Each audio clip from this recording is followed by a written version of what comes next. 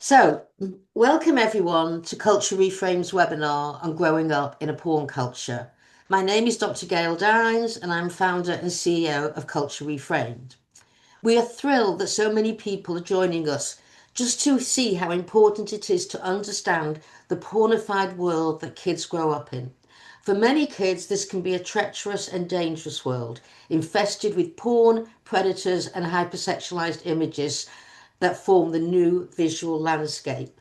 A landscape that many older people, including caregivers, parents, teachers, and medical professionals did not grow up in, and often this online world feels like a foreign country. Culture Reframed was founded on the principle that the pornographers, with their misogyny and lust for profits, have hijacked the sexuality of our young people. And it is our job to not only know about this world, but to build resilience and resistance in our young people. We are beginning to see changes with the age verification laws that are sweeping across the country, which I'm sure will come up later. And also, I need to give a shout out to the UK, who passed probably the most effective law ever passed against stopping minors getting to pornography.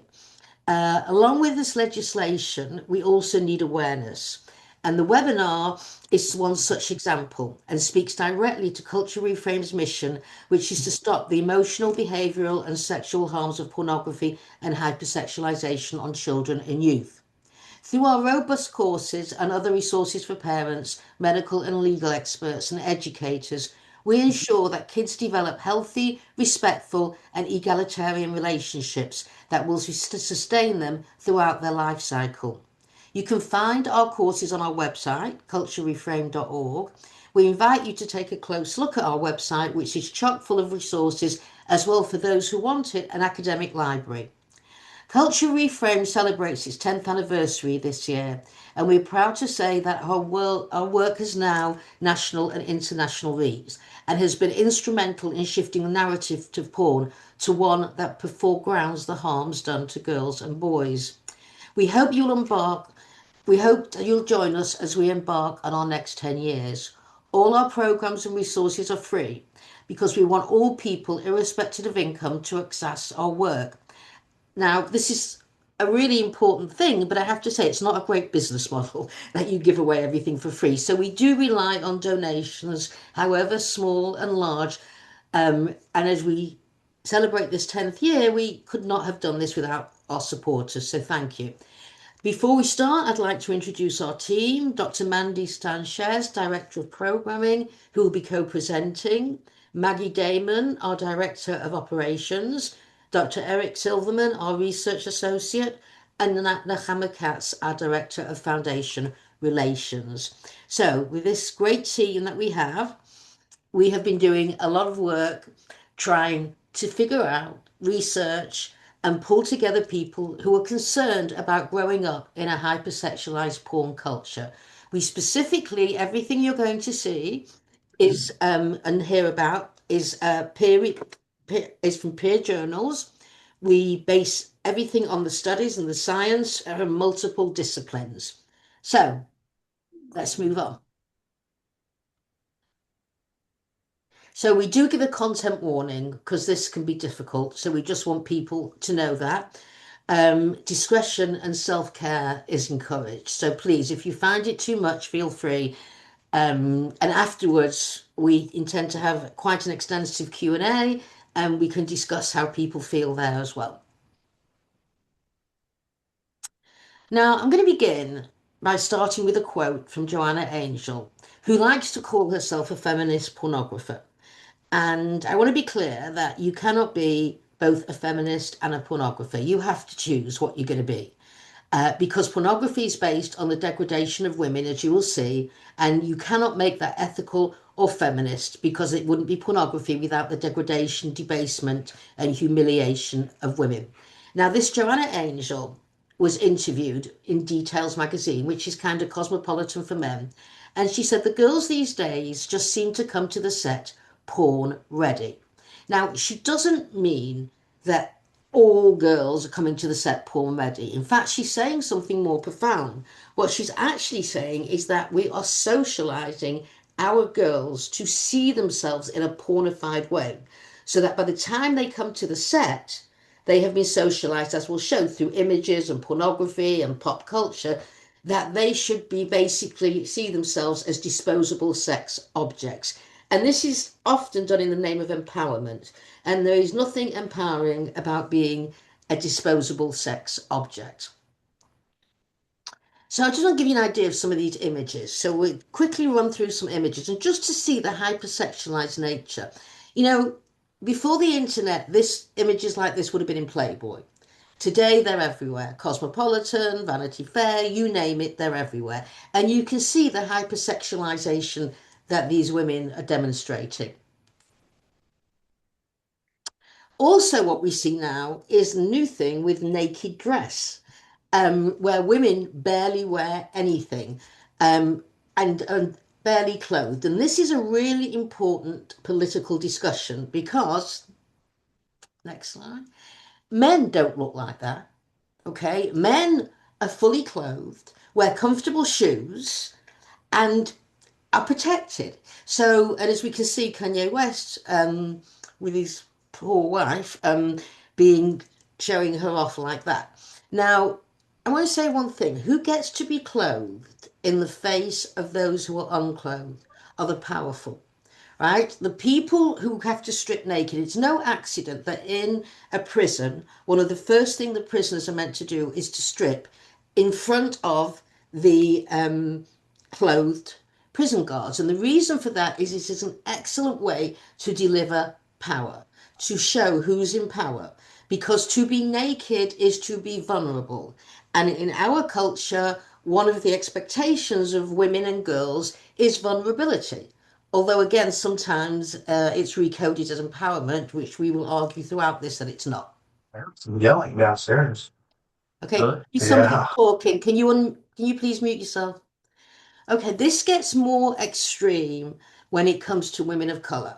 So what you find in the culture today is that women of color are often dressed in animal skins or have animal skins painted on them. The reason for this is the tropes that legitimize slavery and the wholesale rape of African American women still filter down today. And the argument was that these women on slave plantations just can't help themselves. They are so sexual that the poor slave owner can't be blamed for raping these animalistic women. So it's very important to remember that however hypersexualized all women are, women of color, which includes Asian women, African American women, are the most hypersexualized. And by doing that, what you do is you meld two forms of oppression: their fact that they're women and girls and the fact that they're of color. And so you hypersexualize race. And when you sort of sexualize race, you actually render invisible the racism that is encoded into these images. So this is the problem that girls have. And when we go out and lecture, one of the things we say to them, which is really important, is what the culture's like. So, given this given this deluge of images of hypersexualization and pornography, they have to choose. Either they conform with the pierced belly button, the thongs, the mesh clothing, or they're invisible. Another way to put this is either you're fuckable, you look fuckable, or you're invisible. Now, around early to middle adolescence, nobody, especially that age, wants to be invisible. But if your friends are walking around um, looking like that, you are indeed invisible. And so you're really not given a choice. When those are the choices, that's not a real choice. That's boxed in by the culture, especially a misogynist culture.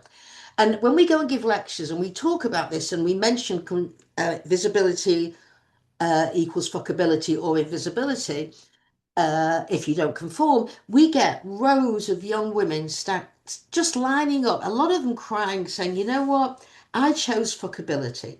I hate it, but I don't want to be invisible. And then there'll be a smaller group crying, saying, I chose invisibility, but I'm alone and isolated.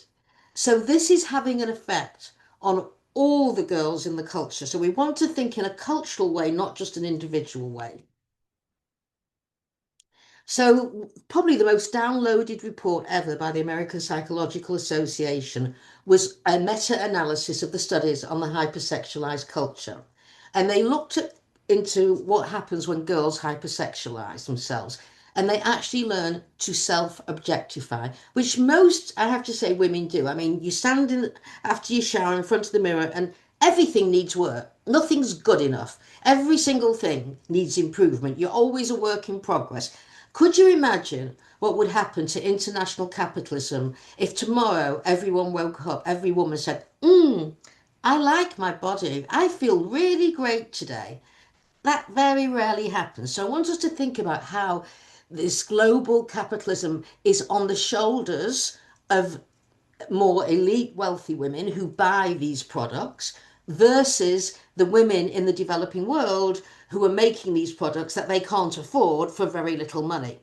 So, what do we know about those who self objectify? We know that the more they see themselves as an object, the more likely they are to have anxiety and depression, body loathing, risky sexual behavior, early pregnancy and STDs, suicidal ideation and self harming, dropping out of school, and sexual victimization. And I want to be clear here, we are not blaming girls.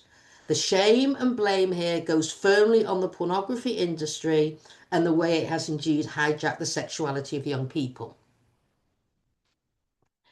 So I found myself in a state prison about 10, 12 years ago, probably a bit more, interviewing 8 men, all of whom were in for downloading CSAM, child pornography, and then going on to rape a child. And the time distance um, between looking at child sexual abuse images and raping a child was on average 6 months to a year.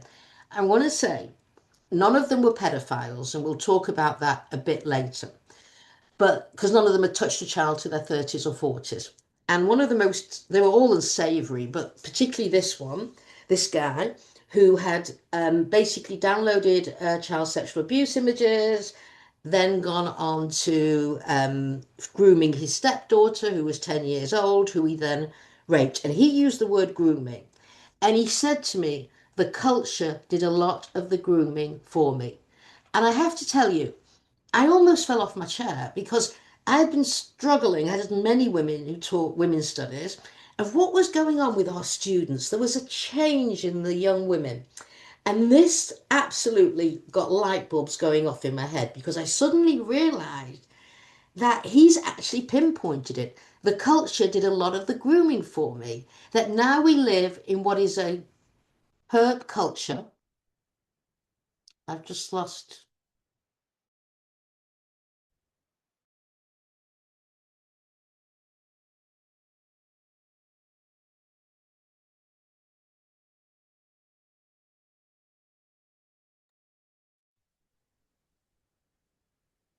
I just can't see. Can somebody nod their head if you can hear me? Yeah, we can hear you. It just went off for some reason. Okay, so the culture did a lot of the grooming for me, means that we live in a perpetrating culture. We used to have individual groomers grooming individual girls and boys, which we still have, by the way. But now their job is made much easier because the culture is the mass perp for them. And if we circle back to what Joanna Angel said, that the girls these days seem to come to the site porn ready, you can see the Mhm. pornographer and the sexual abuser of children speak the same language. They understand the role of pornography and hypersexualized media.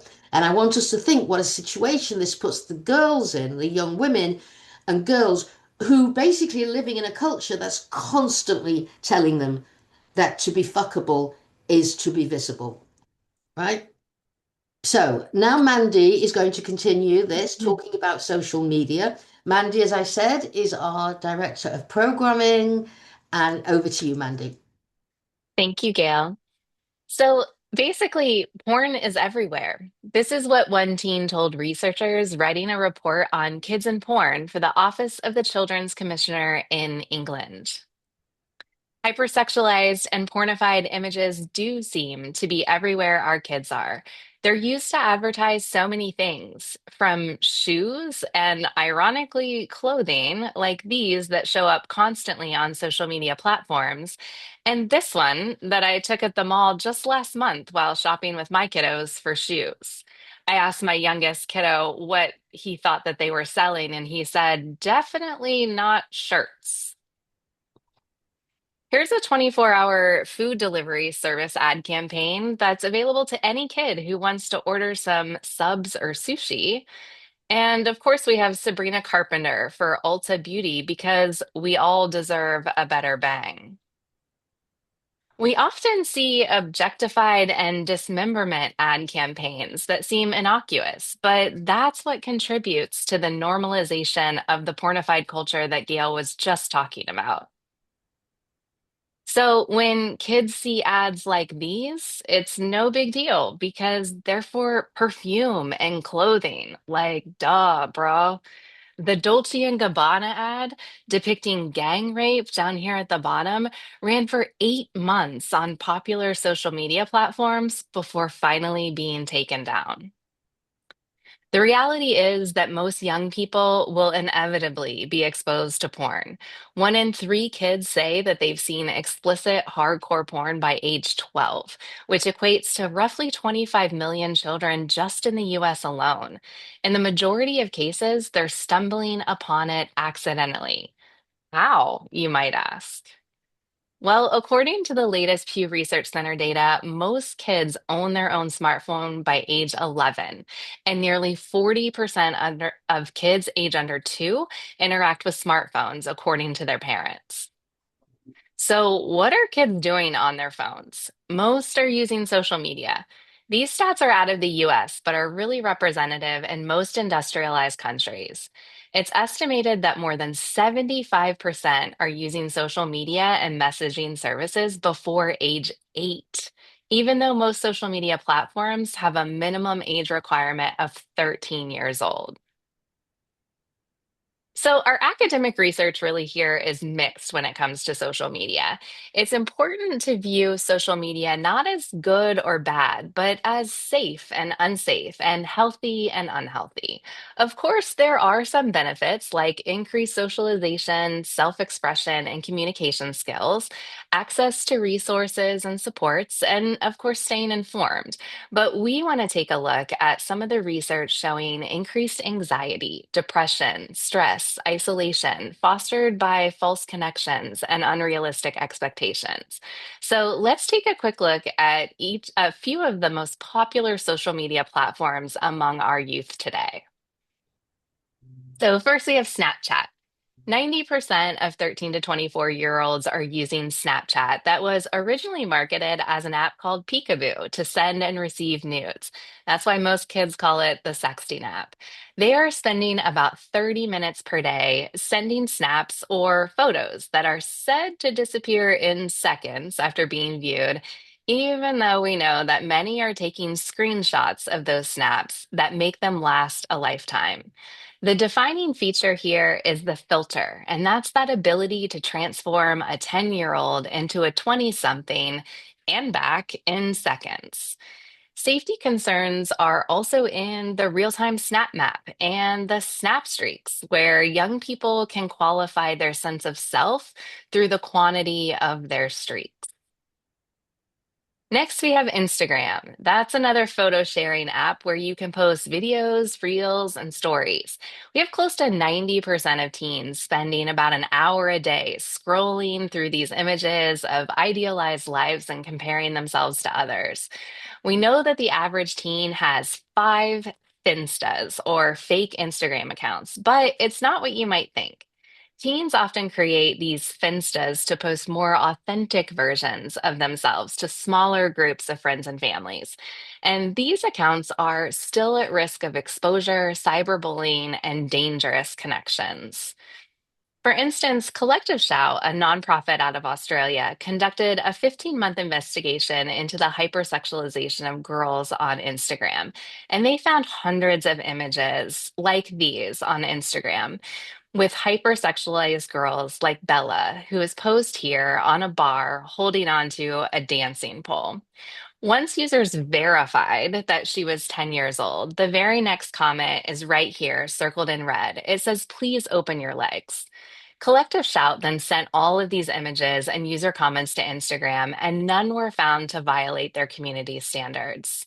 And just last month, I was in doing a training at an advocacy center in Virginia, and an advocate sent me a screenshot of Instagram's new maps that also show real time location. She was able to locate her friend right down to the exact hole on the golf course from a picture that was posted in her story. We have TikTok next, and that's the number one global app used by teens today. It's also now one of the world's most popular search engines, with nearly half of Gen Z users preferring TikTok over Google. A recent report by Ofcom found that more than a quarter of 5 to 7-year-olds report using TikTok, and a third of them are doing so without any supervision. So, Global Witness set up 7 accounts posing as 13-year-olds, and they did so on factory reset phones with no search histories and restricted mode turned on. All they did on each account was go to the search bar right up here to see what search terms were being suggested. And the point is not that TikTok was just showing pornographic content to minors, it's that TikTok search algorithms were actively pushing minors towards pornographic content.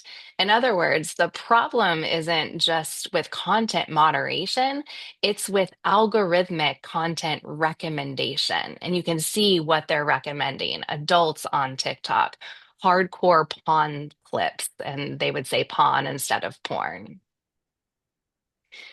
Then we have YouTube. YouTube is the most used digital video platform in the US. We're often asked about the quote safer version, YouTube Kids. Well, in our own research, we found channels like the ones displayed here that are dedicated to turning popular cartoons like Bubble Guppies, Mickey Mouse, Clubhouse, and PJ Masks into overtly sexualized and pornified recreation. This entire channel, which by the way has 2.3 million views, is marketed towards kids, yet features nude dancing and orgies among very familiar kids' cartoon characters. Which brings us to the world of kidfluencers. US surveys consistently show that 1 in 4 members of Gen Z want to become social media influencers who make millions of dollars through brand sponsorships and advertisements. Like Ryan Kaji here, who's now 15 years old, and he's famous for his toy reviews. He has 45 billion views on YouTube and is worth $100 million. This is Nadia White. She's pictured here at Sephora. She has over 6 million views on social media platforms, and she's part of Gen Alpha's obsession with skincare that feeds this $164 billion global skincare industry that produces 10-year-old skinfluencers with 10-step skincare routines that includes chemical face peels. And I'd be remiss if I didn't mention OnlyFans, as it's a major bridge between social media platforms and porn websites. OnlyFans is one of the fastest growing social media platforms today. And most recent studies show that nearly 1.4 million American women aged 18 to 24 are content creators on OnlyFans. Now, there is other suitable for work content on OnlyFans, but it's mainly used by those in the porn industry. In fact, it has transformed how porn is made, shared, and consumed online.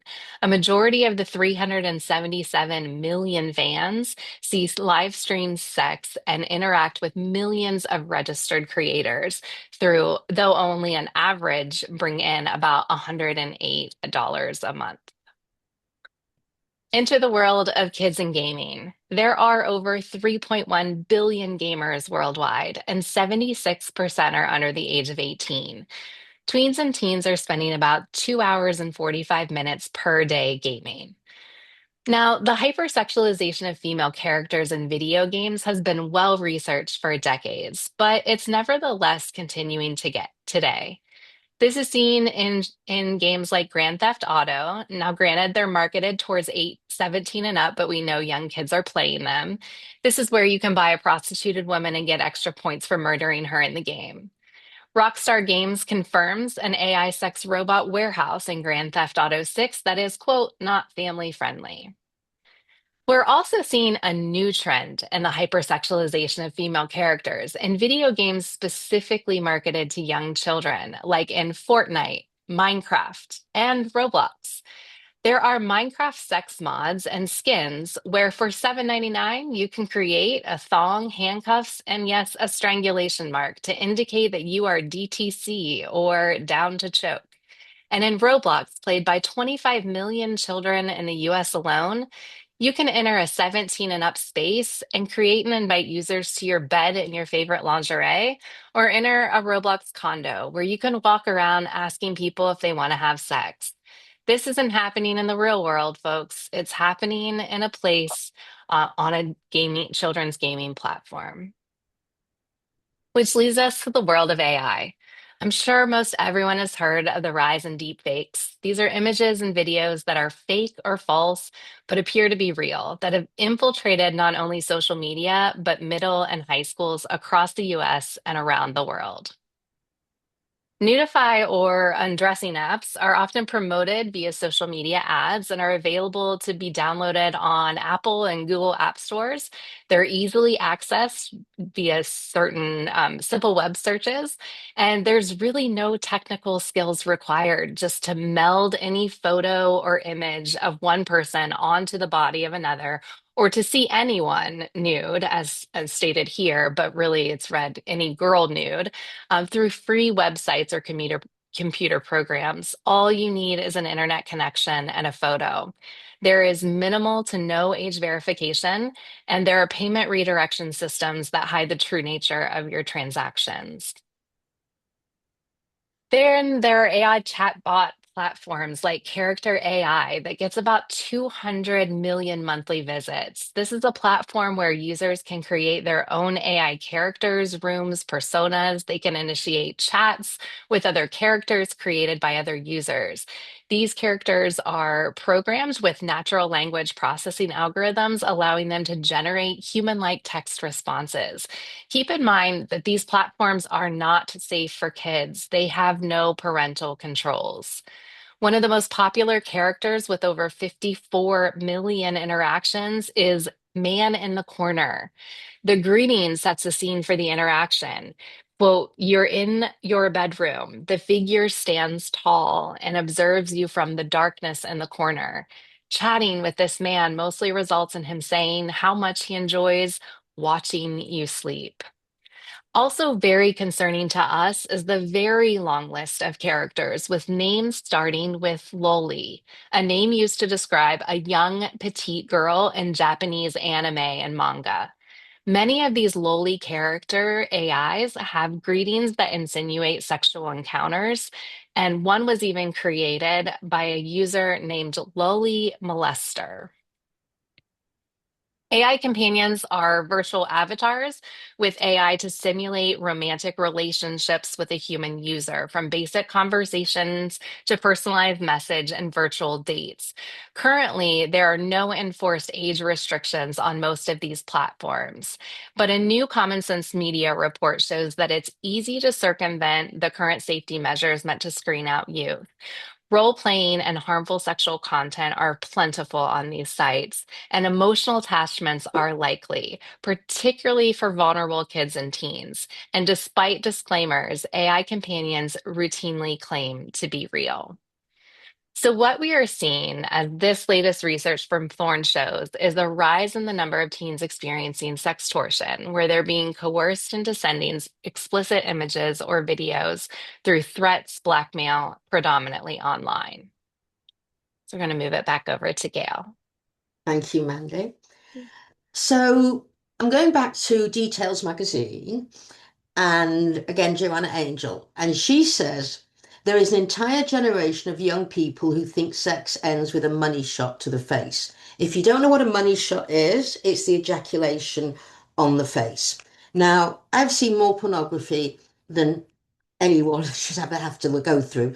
And I don't think I've ever seen a video on Pornhub or X Hamster or whatever end without one, two, three, four, five, any number of men ejaculating on the woman's face. And she's lying on the floor after this, and she is like covered in ejaculate.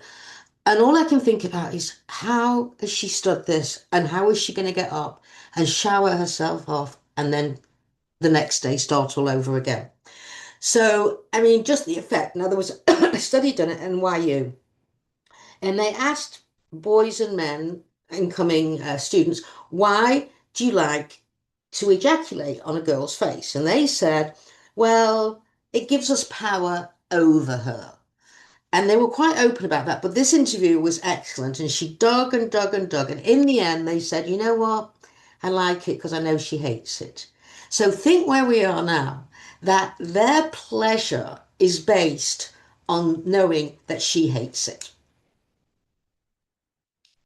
Next one, Mandy. So how we got here is really around 2000 when the porn industry became more affordable, accessible, and anonymous thanks to the internet. These are the three major drivers of demand. You no longer had to pay for it. You didn't have to go into some creepy porn theater. It was right there.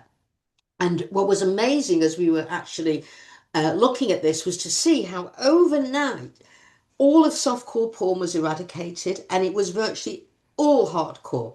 And what you see today on Pornhub and those sites are images and porn that pre-internet you would have to go to the actual porn shop and you would have to know somebody who actually sold that level of violence. That's how violent mainstream porn is today. It's completely different to anything we've ever seen. This is a whole new world. And you can see here that porn sites get more monthly visitors than Amazon, Netflix, Yahoo, TikTok, OpenAI, etc. I mean, it's almost impossible to get your head around this. So what we know, and one of the problems that we are trying to deal with, oh, somebody asked affordable, accessible, and anonymous is the answer. But half what we found, and studies have found, is a parental naivete gap. This is that parents are not aware of what's going on, what sex acts, well, acts of violence their kids are seeing, and that this disjuncture between parents' knowledge and what kids are actually doing means that kids have nowhere to go to talk about this. They're basically isolated and being left alone to navigate this new world. So, what do we see on the content of today's mainstream porn? So, I'm going to go through it. It's not easy to listen to, but I'm just going to go through the main acts. We know from the apps study that this is the gold standard study, is that 90% of the most 304 watch scenes actually had aggressive acts against the women. Now, again, as I say, I've seen more pornography than anyone should have to see. I don't think I've ever seen porn on Pornhub or X Hamster or any of the major websites that are free that they don't have violence in.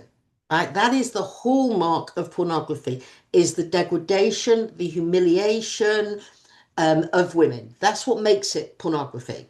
And what we see in mainstream pornography is the number one act is gagging. That is where the penis is so far down the throat, she can't breathe. And she's pushing him away. And as she's pushing him away, he's grabbing her head and going closer so that she chokes even more. And I want you to think of this 11-year-old boy who puts boobies into Google or something, or naked women or whatever. And he thinks if he's lucky, he'll see a pair of breasts. If he's really lucky, he'll see maybe a naked woman. He is not prepared for this level of violence. This is his often first introduction to sex. So this is his form of sex education. The second act, which is now taking over gagging, is strangulation. This is hands around the throat. Now, this has risen enormously.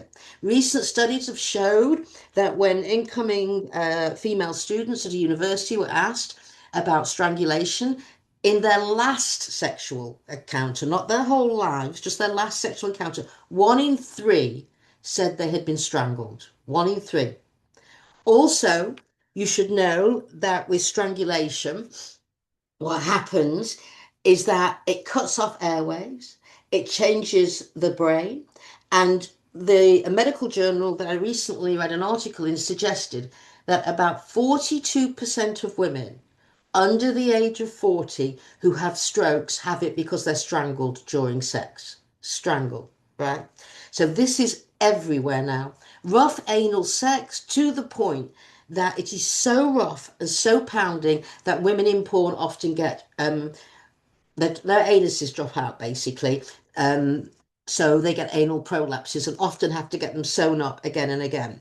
Ejaculation, spitting on the face, hair pulling, spanking, calling them every name you can imagine, from bitch, whore, cunt, cum dumpster, you name it. So the average scene that an 11-year-old is catapulted into is one woman being orally, anally, vaginally penetrated really hard, being screamed at, slapped sometimes, being called a whore and everything else. And it ends with all of them ejaculating on her face. So this is what this 11-year-old boy sees. And I want you to think of how he feels when he thinks he's going to see a naked woman. That can you imagine that trauma in his body, that toxic stew of shame, embarrassment, arousal, all of those things. Now the porn industry is very clever at drawing boys in. And look at this. Do you know what we say to things like romance and foreplay? We say fuck off. We take gorgeous young bitches and do what every man would really like to do. Lies, right? Do not tell me that every man wants to do this. This is a lie. But can you see how it pulls in the boys? And it says, look, if you want to be a man, you seriously want to be a man, this is what you need to do. This is your rite of passage into masculinity.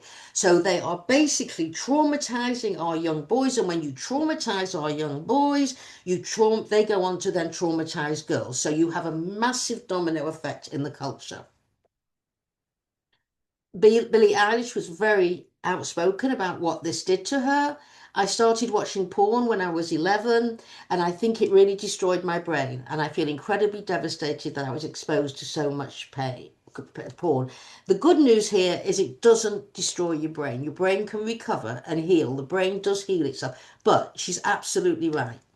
The internet porn is what we call a supernormal stimuli. Its endless novelty rewires the brain's circularity. The countless unrealistic scenes and powerful videos and no limits keep the dopamine coming again and again and again. Often some of the young boys get dopamine burnout and keep going to harder and harder stuff. This is why they keep changing and making novelty and stuff, pornography, much more hardcore. So the psychological and mental health risks undermine self-awareness, self-regulation, impulse control, poorer body image and lower self-esteem, depression and anxiety. This is what is found in boys and some girls who are regular users of porn. Engagement in risky sexual behavior at younger ages, erectile dysfunction. Yes, there's boys as young as 11 with erectile dysfunction because they masturbate so often. Often when we've spoken to these, they talk about they're masturbating even while their penises are bleeding. They continue.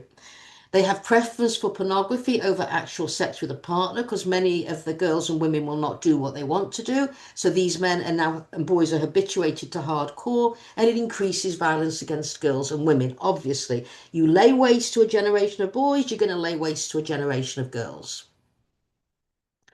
In relationships and problematic sexual behaviors, boys who view porn at a regular rate are more likely to want to try out what they've seen. They're more likely to sexually harass, and they're 3.3 times more likely to engage in what is called problematic sexual behavior.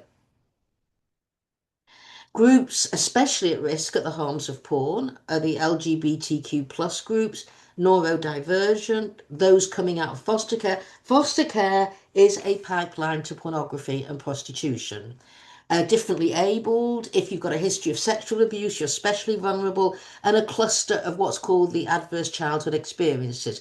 For example, alcoholic parents, drug taking parents, if your parents use porn, these are all more likely to have a detrimental effect on boys and girls. So this is Jules Jordan, and I'm going to rush through this because I see we're getting near time. Is that one of the things about today's porn, the extreme market, is that many fans want more extreme stuff. This was in 2003 when he was being interviewed by a porn magazine. So, what is more extreme stuff? How are they going to make it? Because they've done everything they can to a woman, sort of kill her in pornography. The more extreme stuff is children. If you are aroused by power over, if you are aroused by having a powerless victim, then who better than children? So this is where we see now men who are addicted to porn going like those men I interviewed, bored, going to something new, and that new is children, whether they're pedophiles or not.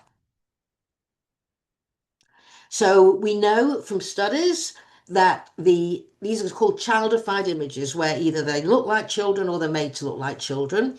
And when you go through all the categories on Pornhub, what you find is, and this is where the sort of young looking girls child porn exists, is you find in categories of amateur, teen, solo female, stepdaddy, stepmother, stepbrother, babysitter, teacher, stepdad. In reality, men and boys looking for young looking girls, these are the top searches. You add them together and it outweighs all other searches.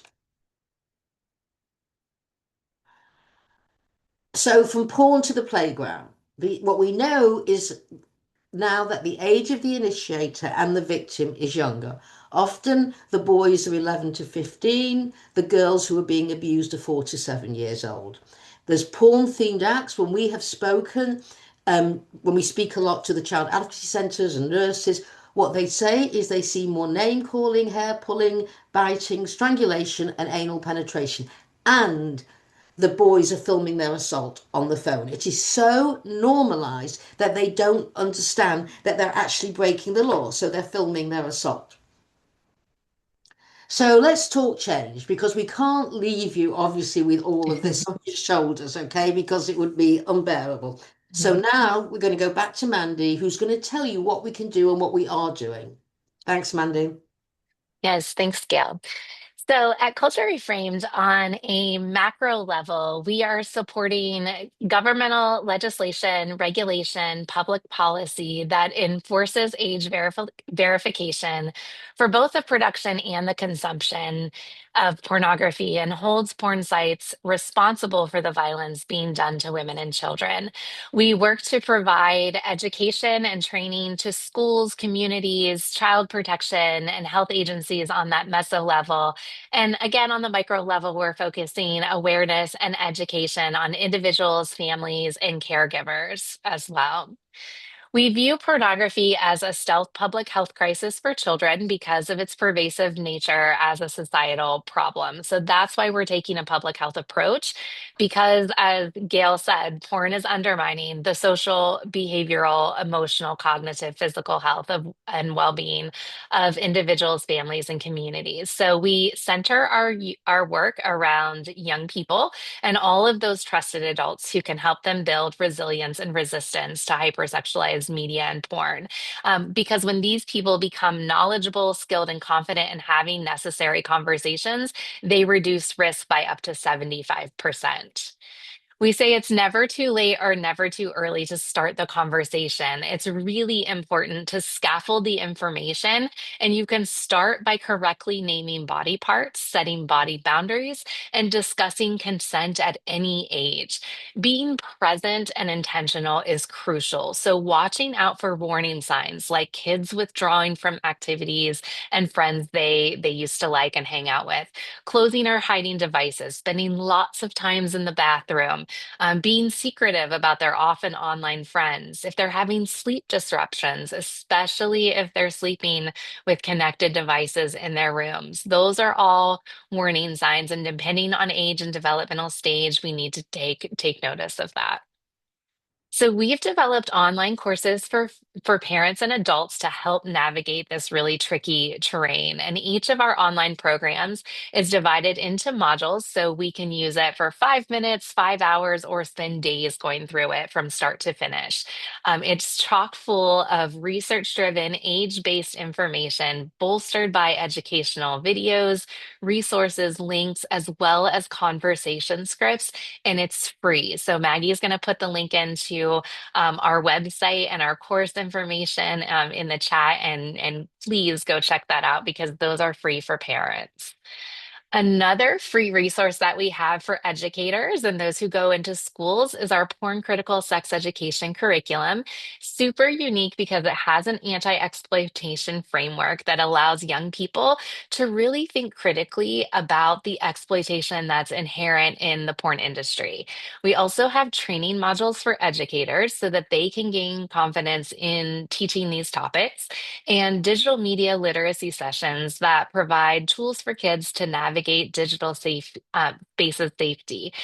safely. And they're customizable and comprehensive. So this QR code is going to take you to that free porn critical sex ed curriculum on our Brainio learning management system. And these are our newest resources created by Child Advocacy Center multidisciplinary task forces to address the increasing child to child sexual abuse that Gail mentioned. We have a digital suitcase filled with informational fact sheets, video interviews, screening tools, and conversation scripts. They're available right now. In January, we are going to launch a specific forensic interviewing training that was developed out of this. So follow this QR code to find those resources for child serving professionals as well.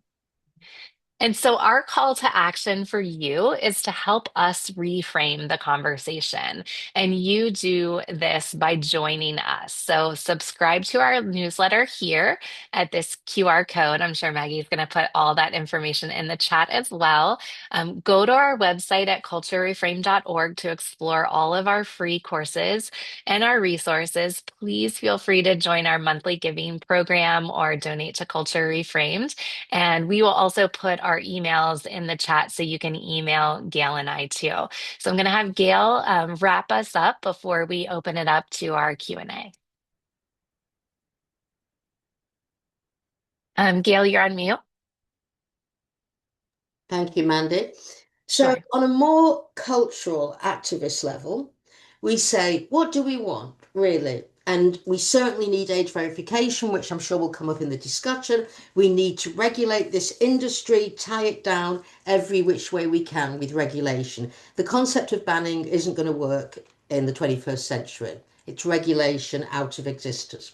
So often they say we women and girls and what have you have had half the pie. And what do we actually want to do? How do we change it? So the argument here that we're saying is we don't want half the pie. What we want, Mandy?